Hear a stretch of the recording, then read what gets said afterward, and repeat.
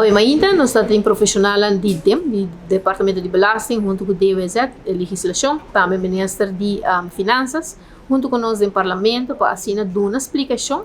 de o qual trata e cambio do Belasting Plan 2023 que vai apresentar no Parlamento. Assim, o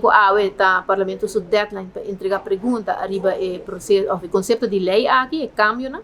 e para isso aqui está muito importante para escutar de profissional na mesa, na underbouing e a meta para Kiko certo cambio na tom lugar. Logicamente, nós sabemos que turco está passar riba diferente lei, não está solo lei, diferente lei da vai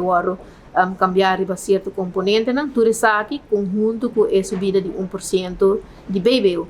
Pero na seu turno, também eu vou explicar que o turta é parte de compensação que eu vou donar para assinar para furar para certo grupo, não que vamos dizer de caso que tem quadro mais bom, que o turta é compensação que eu vou introduzir para assinar ajuda de viagem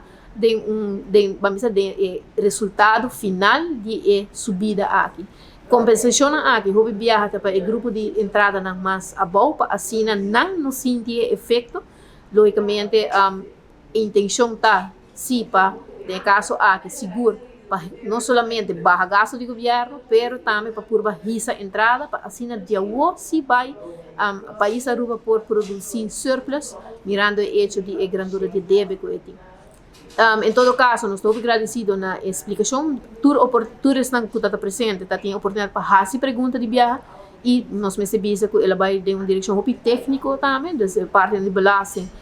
parte de reforma da pasta técnica, não turco para compreender bom, mas com a explicação, essa aqui não ajuda para nós ter uma melhor vista de todo o cambio que eu vou apresentar.